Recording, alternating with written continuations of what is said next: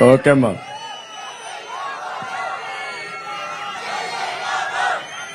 గౌరవనీయులు జనసేన అధినేత ప్రియతమ మిత్రులు పవన్ కళ్యాణ్ గారు, వేదిక పైనున్న తెలుగుదేశం పార్టీ జనసేన నేతలందరికీ ఈరోజు అమరావతిలో మాకు ఘన స్వాగతం పలికిన అమరావతి రైతాంగానికి, రైతు కూలీలకు, ప్రజలందరికీ కూడా పేరు పేరున మనస్ఫూర్తిగా నమస్కారాలు, అభినందనలు, శుభాభినందనలు. మొట్టమొదటిసారిగా భోగి, సంక్రాంతి, కనుమ పండుగ శుభాకాంక్షలు మీకు అందరికీ. తెలుగు జాతి పెద్ద ఎత్తున జరుపుకునే ఏకైక పండుగ సంక్రాంతి. ఆ సంక్రాంతి ఈరోజు మన అమరావతిలో జరుపుకోవడం నేను చాలా సంతోషంగా ఫీల్ అవుతున్నాను. ఒక పక్క బాధ ఉంది, ఒక పక్క హోప్ ఉంది. మళ్ళీ భవిష్యత్తు మంది, తప్పకుండా అమరావతి కేంద్రంగా మన రాజధానిగా ఇక్కడి నుంచే పరిపాలనే కాదు అభివృద్ధి కూడా ఈ సంక్రాంతి నాంది పలుకుతుంది. ఇంకొక పక్కన మనం చూస్తే సంక్రాంతి అనగానే మనకు గుర్తొచ్చేది పాడి పంటలు ఇంటికి రాగా బంధువులు, కుటుంబ సభ్యులతో ప్రపంచంలో తెలుగు వారు ఎక్కడున్నా మళ్లీ జన్మభూమికి వచ్చి బంధువులందరితో కలిసి కుటుంబ సమేతంగా ఈ యొక్క సంక్రాంతి పండుగ జరుపుకుంటాం. నాకు బాగా జ్ఞాపకం. మా మిస్సెస్ అయితే 30 ఏళ్లకు మునుపు ఎక్కడ మీరన్నా ఉండండి, సంక్రాంతికి మాత్రం నారావారిపల్లికి రావాల్సిందేని పట్టుబట్టి అందరం కూడా నారావారిపల్లి పోతున్నాం. అందుకే ఇప్పుడు అందరూ పల్లె పిలుస్తోంది సంక్రాంతికి రమ్మని. ఎక్కడికక్కడ నిన్న కూడా చూస్తే రోడ్లన్నీ జామ్ అయిపోయినాయి. అందరూ కూడా పల్లెలకు వచ్చే పరిస్థితికి వచ్చింది. ఈ సంస్కృతి ఇంకా రావాల్సిన అవసరం ఉంది. భోగభాగ్యాలు తీసుకురావాలని ప్రార్థిస్తాం. ఇప్పుడే మేమందరం కూడా ఇక్కడ భోగేశాం. అన్ని 1-2 కాదు, పాత వస్తువులను భోగి రోజున మంటలేస్తా. చిన్నప్పుడు కూడా చూసేవాడిని నేను.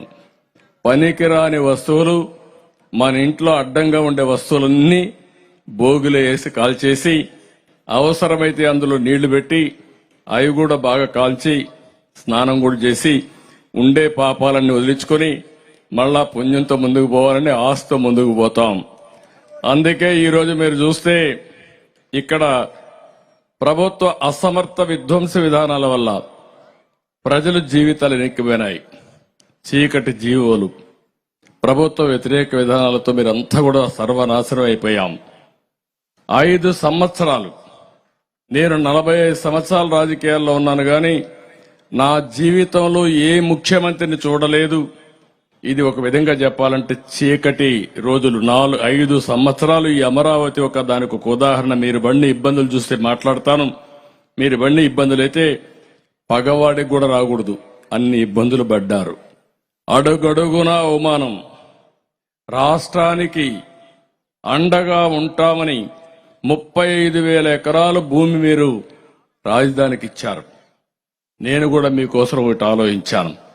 ఇంత ఉదారంగా వచ్చిన మిమ్మల్ని రాజధాని నిర్మాణంలో భాగస్వాములు చేసి పేదరిక నిర్మూలన ఏ విధంగా చేయగలుగుతామో, ప్రజలతో కలిసి సంపద ఏ విధంగా సృష్టిస్తామో దానికి నాందిగా అమరావతి కేస్ స్టడీగా ప్రపంచంలోని మిగిలిపోయేట్టుగా మనం ప్రారంభించాం. అది జరుగుంటే అదే జరిగేది, కానీ అది జరగలేదు. అందుకే ఈరోజు మీరు అందరూ చూస్తే అమరావతి ఏవైతే ఉన్నాయో మళ్లీ ఆ చీకటి జీవోలన్నీ తగలబెట్టాం. ఈరోజు నేను, పవన్ కళ్యాణ్ గారు మేమిద్దరం హామీ ఇస్తున్నాం, మన రాజధాని అమరావతి. ఇది ఆంధ్రప్రదేశ్ కి సస్యశ్యామలం చేయడానికి, ఆంధ్రప్రదేశ్ కి అన్ని విధాల ప్రజా రాజధానిగా ఉపాధి అవకాశాలు గాని, ఇంకో పక్క సంపద సృష్టించే కేంద్రం గాని, ఇక్కడి నుంచే ప్రజలకు మళ్ళా సంక్షేమ కార్యక్రమాలు అందించే విధంగా పేదల పరిపాలన ఇక్కడి నుంచే ప్రారంభం అవుతుంది. దాని గురించి మీకు అనుమానమే అవసరం లేదు. ఈరోజు ఇది ఒక దేవతల రాజధాని. ఇది అలాంటి దేవతల రాజధానిని రాక్షసులు చెరబట్టారు. ఇప్పుడు రాక్షస వధ కూడా అయిపోయింది, సైకో వధ కూడా అయిపోతుంది. తొందరలో కౌంట్ డౌన్ కూడా ప్రారంభమైంది. 87 రోజులే లెక్క పెట్టుకోండి. ఇంకా ఈ రోజు నుంచి 87 రోజులు కౌంట్ డౌన్ ఇక్కడి నుంచే ప్రారంభిస్తున్నాం. ఈ అమరావతి నుంచే ప్రారంభిస్తున్నాం. లెక్క పెట్టుకోమంటున్నా. అప్పుడే ఆ సిమ్టమ్స్ కూడా ప్రారంభమైన అమరావతి కనపడొస్తున్నాయి. సిమ్టమ్స్ కూడా మంచి రోజులు వస్తాయని శుభ గడియలు తలుపు తట్టే పరిస్థితికి వచ్చింది. అందుకే ఇప్పుడిప్పుడే ఎక్కడికక్కడ ప్రజల్లో కూడా ఒక నూతనమైన ఆశ కూడా వచ్చే పరిస్థితి వచ్చింది. మనం ఈరోజు ఇక్కడ మీరు చూస్తే ఒకటి కాదు, చాలా ప్లే కార్డ్స్ అన్ని కూడా మనం ఇచ్చేసాం. రాజకీయ హింసని, అక్రమ కేసుల్ని, మోసపు హామీల్ని, బడుగు బలహీన వర్గాలు ఉసురుదీస్తున్న మదాన్ని, ఇంకొక పక్కన మీరు చూస్తే ఒకటి రెండు కాదు, జగన్ అహంకారాన్ని కూడా ఈ బోగులో తగలబెట్టాం. ఒక అహంకారాన్ని, పేదల్ని పట్టి పీడిస్తున్నటువంటి ధరల పెరుగుదల, అంగన్వాడీ ఈరోజు పండగ పూట కూడా రోడ్డు మీద ఉండే విధంగా నిలబెట్టాడంటే, ఆడబిడ్డల్ని రోడ్డు పాలు చేశాడంటే, వాళ్ళ సమస్యలు పరిష్కారం చేయలేదంటే అది ఈ ప్రభుత్వం యొక్క అహంభావం అని చెప్పి కూడా నేను మీకు తెలియజేస్తున్నా. ఇంకో పక్క యువత తమ్ముళ్ళు చాలా హుషారుగా ఉన్నారు, కానీ మీకు ఉద్యోగం మాత్రం లేదు, జాబ్ లేదు. నిరుద్యోగ సమస్యను కూడా తగలబెట్టాం. భవిష్యత్తులో ప్రతి ఒక్క తమ్ముడికి ఉపాధి కల్పించే బాధ్యత తెలుగుదేశం, పవన్ కళ్యాణ్ గారు ఇద్దరం కలిసి జనసేన, తెలుగుదేశం పార్టీ తీసుకుంటామని చెప్పి కూడా మీకు అందరికీ చేస్తున్నా. ప్రజల కష్టాలు, నష్టాలు, బాధలు, సమస్యలు అన్ని కూడా ఈరోజు ఈ బోగులో తగలేశాం. అన్ని మంచి జరగాలని మనస్ఫూర్తిగా ఆశిస్తున్నా. మన సంస్కృతి సాంప్రదాయాలు మీరు ఒకసారి చూస్తే, ఒక పక్క ఈరోజు భోగి, రేపు సంక్రాంతి.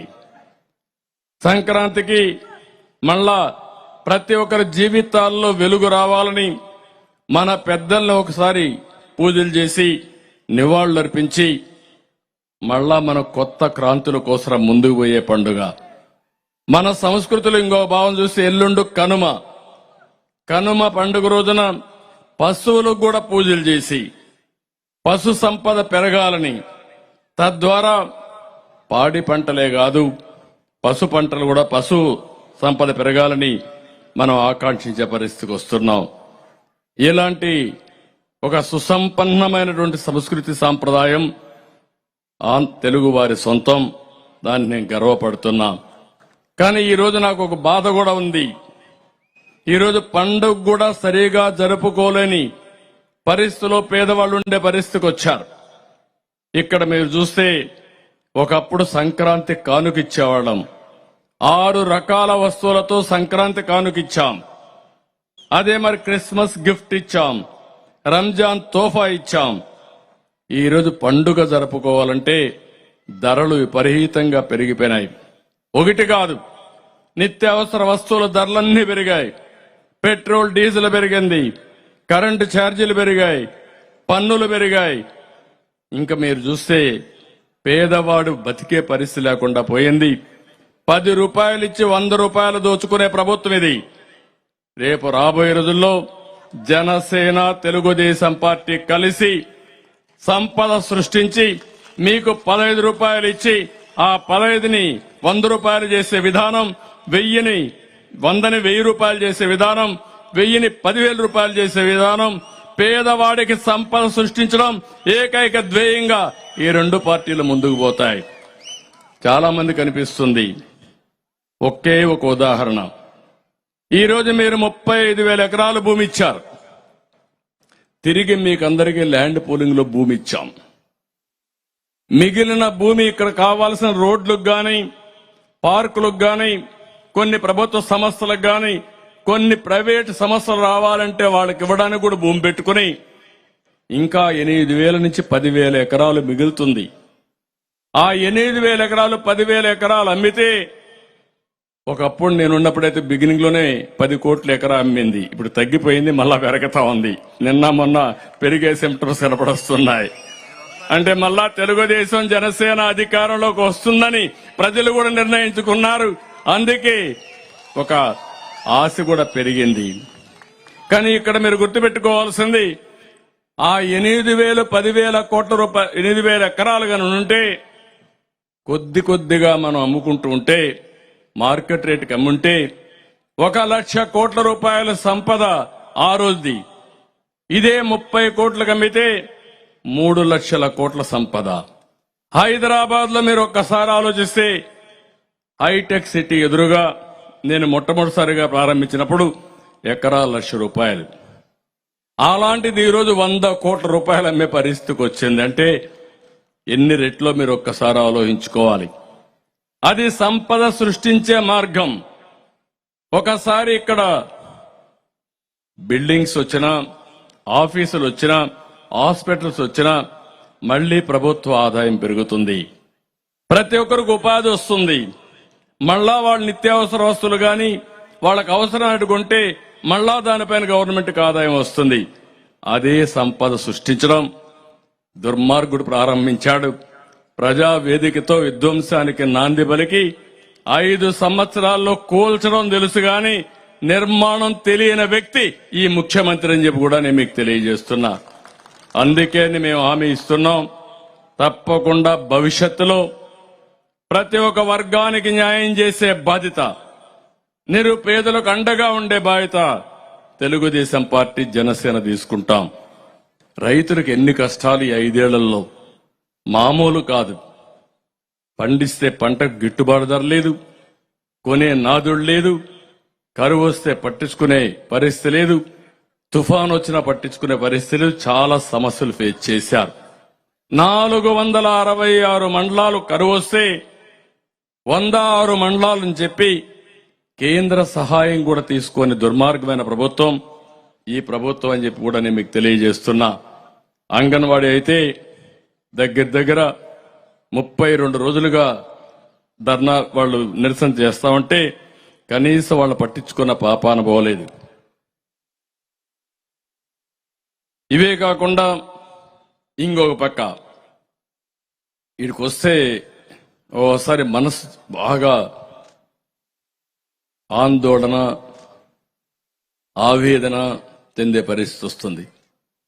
5 ఏళ్లకు మునుపు కట్టిన బిల్డింగులన్నీ కడాన ఈ చట్టాలు ఏ విధంగా ఉంటాయంటే నేను దానికి మనం ఒక కథ చెప్పాను. భస్మాసురుడు శివుడిని వరవడగతాడు, పాపం బోళా శంకరుడు వరమిస్తాడు. ఇచ్చిన తర్వాత ఎవరి చేయి మీద ఎవరి నెత్తిపైన చేయబెడితే వాళ్ళు బూడిదైపోవాలని వరం. మీరందరూ ఇక్కడ ఆంధ్రప్రదేశ్లో ఉండే 5 కోట్ల మంది కూడా శంకరుడు మారిగా బోలా శంకరుడు మారిగా మీరందరూ కూడా వరం ఇచ్చేశారు, ఓటు ఇచ్చేశారు, ఓటు వేసేశారు. ఆ ఓటు వేసిన తర్వాత మీరు ఒక్కసారి ఆలోచిస్తే అందరి తల మీద చేయబెట్టాడు, అందరిని బూడి చేయడానికి. అప్పుడైతే ఆ భస్మాసురుడు శివుడైతే పారిపోయి దేవుడే పారిపోయాడు, మహావిష్ణు దగ్గర మొరబెట్టుకున్నాడు. నన్ను తప్పు అయిపోయింది, దుర్మార్గుడికి వరమిచ్చా కాబట్టి కాపాడనంటే ఆయన మళ్లీ చూస్తే మీరు మహిషాసుర మోహిని అవతారం ఎత్తి డాన్స్ చేసి వీడిని మెప్పించి వాడి చెయ్యి వాడిని తినిపెట్టుకునే పరిస్థితి తీసుకొచ్చి బూడి చేసే పరిస్థితికి వచ్చారు. అంటే భగవంతుడికే తప్పలేదు ఈ కష్టాలు.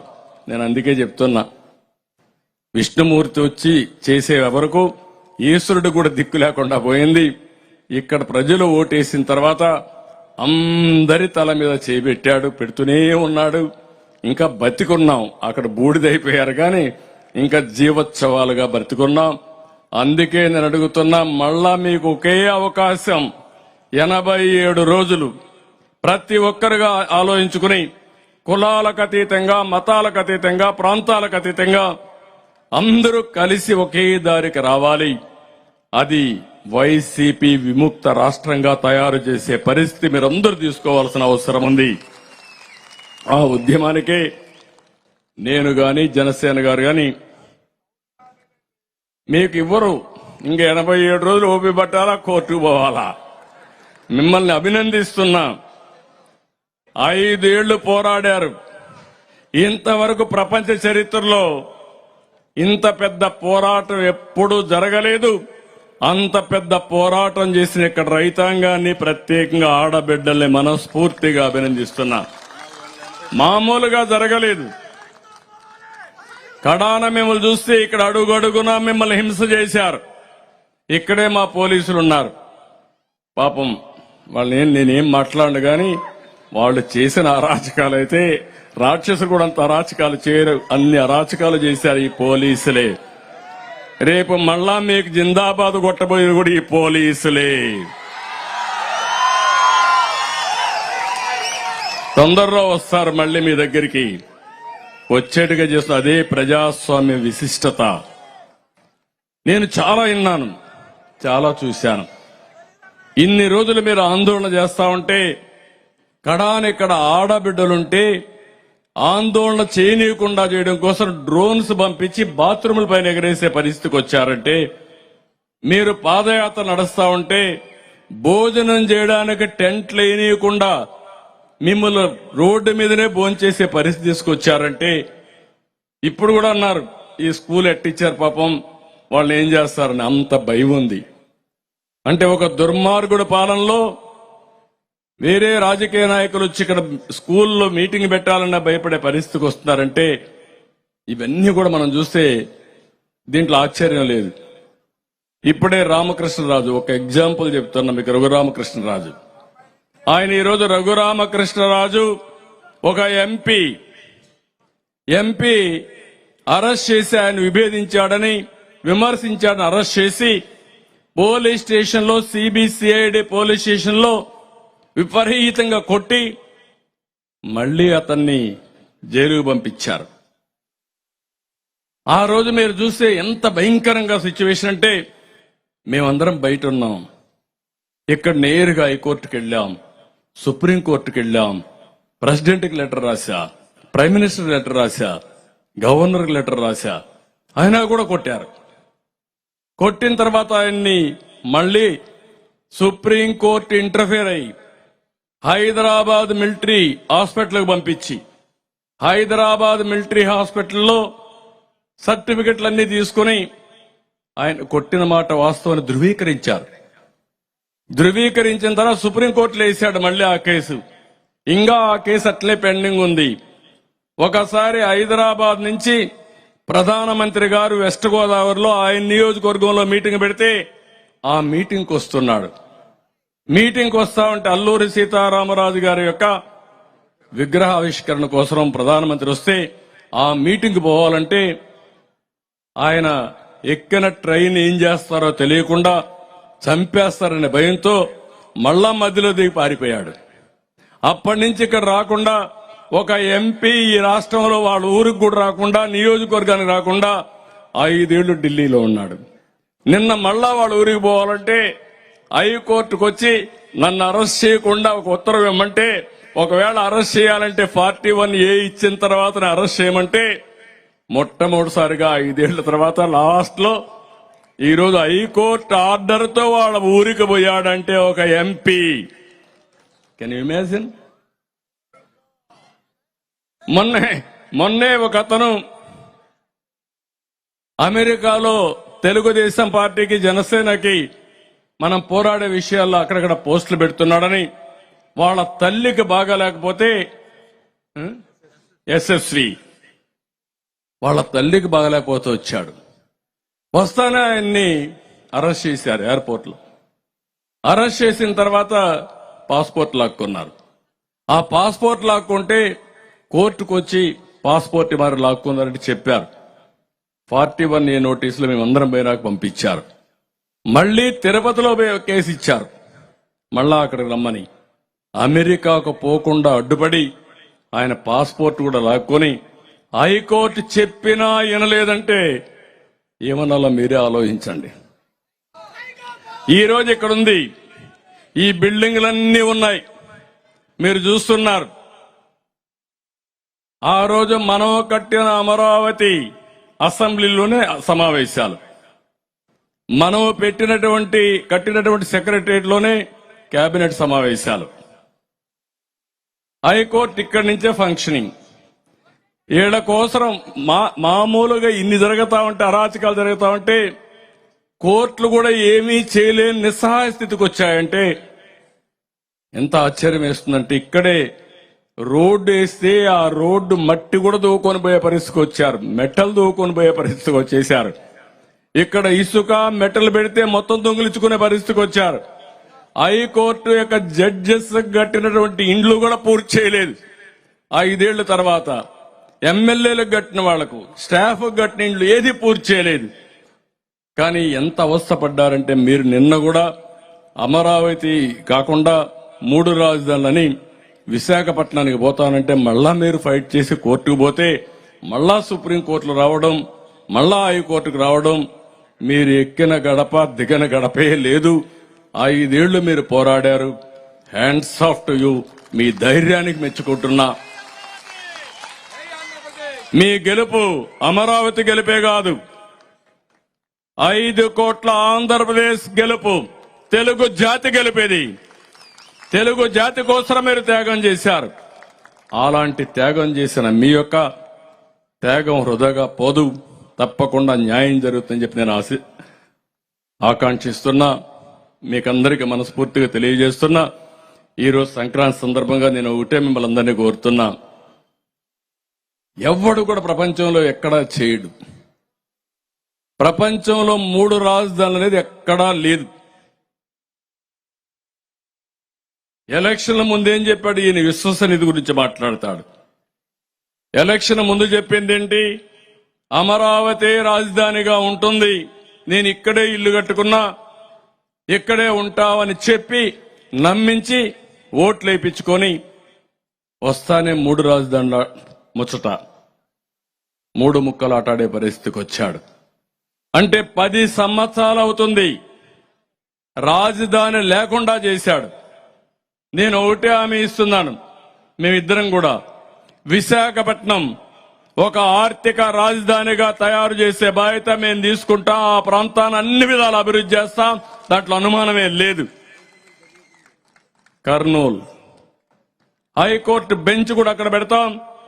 పెట్టడమే కాదు, పూర్వ వైభవం ఒకప్పుడు 56లోనే 53లో కర్నూలుకి మెడ్రాస్ నుంచి వచ్చినప్పుడు తాత్కాలిక రాజధానిగా ఆ రోజు మనం పెట్టుకున్నాం. మళ్లీ కర్నూలుకి పూర్వ వైభవం తీసుకొచ్చే విధంగా అభివృద్ధి కార్యక్రమాలు చేసి అన్ని విధాలు అభివృద్ధి చేసే బాధ్యత తీసుకుంటాం. ఈ 3 నగరాలే కాదు, రాష్ట్రాన్ని అభివృద్ధి చేసే బాధ్యత తెలుగుదేశం పార్టీ, జనసేన తీసుకుంటుందని చెప్పి కూడా నేను మీకు తెలియజేస్తున్నా. నేను మిమ్మల్ని అందరినీ ఒకటే కోరుతున్నా, ఈ రోజు ఈ రాష్ట్రంలో ప్రతి ఒక్కరు కూడా ఆలోచించారు. 87 రోజులే సమయం ఉంది. 87 రోజుల్లో ప్రతి ఒక్కరు కూడా ఏదో పర్వాలేదు, ఏమంటే ఏం జరుగుతుంది అనుకుంటే చాలా ఇబ్బందులు వస్తాయి. ఈ రాష్ట్రాన్ని మళ్లీ పునర్నిర్మాణం చేసుకోవాలి.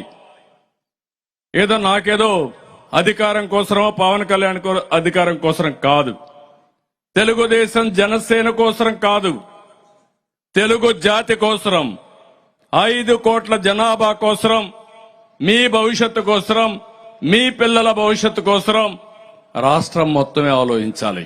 ఇక్కడుండే అమరావతి రైతులే కాదు, అమరావతిలో ఒక వర్గం కాదు, ఒక కులం కాదు, ఒక గ్రామం కాదు, అన్ని వర్గాల కోసం, అన్ని వర్గాల భవిష్యత్తు కోసం మీరు ఆలోచించాల్సిన అవసరం ఉంది. అందుకే సంక్రాంతి నేను చాలా స్పష్టంగా చెప్పాను, ఒక సంకల్పం చేయాలి. ఈరోజు తెలుగు జాతి అన్ని విధాల ముందుకు పోయే పరిస్థితికి వచ్చింది. ఈరోజు తెలంగాణ, హైదరాబాద్ ఉంది. ఆ రోజు వేసిన ఫౌండేషన్ ఎన్ని రోజులు? 25 ఏళ్లు, 30 ఏళ్లే. ఈరోజు హైదరాబాద్ మీరు చూస్తే ఎక్కడికో వెళ్లే పరిస్థితి వచ్చింది. దేశంలోనే ఎక్కువ ఆదాయం వచ్చే రాష్ట్రం, తలసరి ఆదాయం వచ్చే రాష్ట్రం తెలంగాణ రాష్ట్రంగా తయారైందంటే దానికి కారణం హైదరాబాద్. దాంట్లో సైబరాబాద్ తీసుకొచ్చాం, నాలెడ్జ్ ఎకానమీ పోయాం. మీ ఊర్లో మీరు చూడండి, ఇక్కడి నుంచి పోయిన వాళ్ళు, ఐటీ చదువుకున్న వాళ్ళు, వ్యాపారం చేసేవాళ్ళు ప్రపంచం మొత్తం రాణించారు. కానీ ఈ రాష్ట్రంలో మాత్రం రాణించలేకపోయాం. కాబట్టి మా ఇద్దరు ఆలోచన కూడా ఒకటే, తెలుగువారు ప్రపంచం అంతా కూడా నెంబర్ 1 గా ఉండాలనేది మా ఆకాంక్ష. 2047కి ప్రపంచంలో ఎక్కడ చూసినా తెలుగు జాతి నెంబర్ 1 గా చేయడం మా ధ్యేయం, మా ఆశయం. ఇది జరుగుతుంది. అదే సమయంలో ఈ రాష్ట్రాన్ని కాపాడుకునే బాధ్యత మా ఇద్దరిపైనే కాదు, తెలుగుదేశం జనసేన కార్యకర్తలపైనే కాదు, ప్రతి ఒక్కరిపైన ఉంది. ఇప్పటికైనా పోలీసు వ్యవస్థ కూడా మారాల. ఇంకా కూడా మారకపోతే మిమ్మల్ని దేవుడు కూడా క్షమించడు. నేను చాలా స్పష్టంగా చెప్తున్నా, అపీల్ చేస్తున్నా, గట్టిగా కూడా చెప్తున్నా. నేను కూడా 14 ఏళ్లు మిమ్మల్ని చూశా. మీరెప్పుడు కూడా దుర్మార్గుడి చేతల్లో బలైపోయారు, అప్రతిష్ట పాలు తెచ్చుకున్నారు. ఈ రోజైనా సంక్రాంతి సంకల్పం చేయండి. ఈ రాష్ట్రంలో మొట్టమొదటిసారిగా సంక్రాంతి సంకల్పం చేయాల్సింది మా పోలీసు వాళ్ళు చేయాల. మీ పిల్లల కోసం మీరు ఆలోచించుకోండి. మారండి. మారకపోతే ప్రజాస్వామ్యం మిమ్మల్ని కూడా మారుస్తుంది, ప్రజలే మిమ్మల్ని మారుస్తారు, మిమ్మల్ని వదిలిపెట్టరు. అలాంటి చెడ్డ పేరు తెచ్చుకోవద్దని మాత్రం పోలీసులు కూడా కోరుకుంటూ, మరొక్కసారి అందరినీ కోరేది, ఈ 3 రోజుల్లో తెలుగు జాతి మొత్తం సంకల్పం చేయాలి. రాతి యుగం పోవాలి, స్వర్ణ యుగం రావాలి. దీనికోసం మనందరం కూడా ఎక్కడికక్కడ చేయాల్సిన అవసరం ఉంది. ఈరోజు పండగేమో భోగి, పాలకుడేమో మానసిక రోగి. ఈ మానసిక రోగిని వదిలించుకోవడం మనందరి బాధ్యత. మీరు 5 ఏళ్లు నిర్ణయాలు చూడండి, మామూలు వ్యక్తులు ఎవ్వరు చేయరు ఒక మానసిక రోగి అయితే తప్ప. ఆ రోగం ఏంటో మీకే తెలుసు, నేను చెప్పక్కర్లేదు. తెలుసా మీకు అందరికీ? యువత అందరికీ అర్థమైందా లేదు ఇప్పటికైనా? కాబట్టి ఏదైనా యాక్షన్ తీసుకుంటే ఈ పోలీసులు ఆ మానసిక రోగి పైన యాక్షన్ తీసుకోవాలి, కానీ ఈ పేద ప్రజలపైన కాదు, ప్రజలపైన కాదు. ఆ విషయం కూడా గుర్తుపెట్టుకోని వాళ్ళందరినీ కోరుకుంటూ మరొక్కసారి happy Sankranti, happy Bhogi, happy Kanuma. ఇంకా మీకు ఏం అనుమానం అవసరంలా, మంచి రోజులు వచ్చేస్తున్నాయి, మంచి రోజులు వచ్చాయి.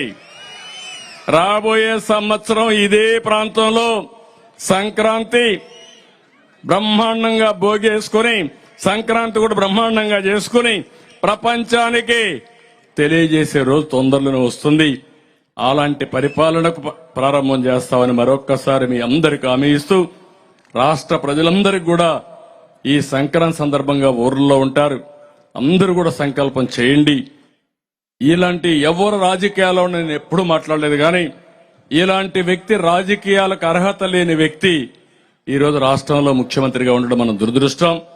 కాబట్టి ఇన్ని కూడా మీరు ఆలోచించుకో ముందుకు పోవాల్సిందిగా మరొకసారి కోరుకుంటూ, ఈరోజు మంచి కార్యక్రమం, ఆతిథ్యం ఇచ్చినటువంటి అమరావతి రైతాంగానికి, ఆ రోజు ఆంధ్రప్రదేశ్ ప్రజల కోసం పనిచేశారు, ఈ రోజు మమ్మల్ని పిలిపించి మీ సంఘీభావాన్ని తెలియజేశారు. మీ అందరికీ పేరు పేరున మనస్ఫూర్తిగా అభినందనలు, ధన్యవాదాలు, కృతజ్ఞతలు. Thank you.